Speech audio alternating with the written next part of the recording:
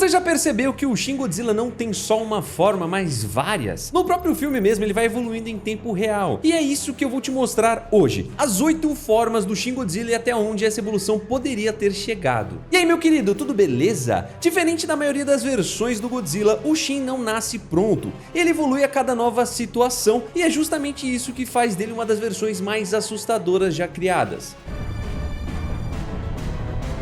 A primeira forma do Shin já mostra de cara porque essa versão do monstro é tão diferente. Antes mesmo de surgir como aquele Godzilla gigantesco que todo mundo conhece, ele aparece como uma criatura ainda incompleta, em pleno processo de transformação. No filme essa forma quase não é vista por inteiro. O que a gente percebe primeiro é só uma parte do corpo se movendo pela água, uma cauda enorme cortando o oceano enquanto barcos abandonados ficam à deriva ao redor. Aquilo já indica que alguma coisa gigantesca está se movimentando nas profundezas. No artbook oficial, The Art of the Shin Godzilla, essa primeira forma aparece como algo ainda extremamente primitivo. O corpo lembrava mais um animal marinho deformado do que o monstro gigantesco que ele viria a se tornar, né? Com proporções estranhas, membros pouco desenvolvidos e um conjunto de guelras enormes adaptadas para viver debaixo d'água. Ou seja, naquele estágio o organismo dele ainda era totalmente aquático. A radiação já estava transformando o corpo dele, mas ele ainda não tinha desenvolvido nenhuma adaptação real para poder sobreviver em terra firme. Era basicamente um animal marinho mutante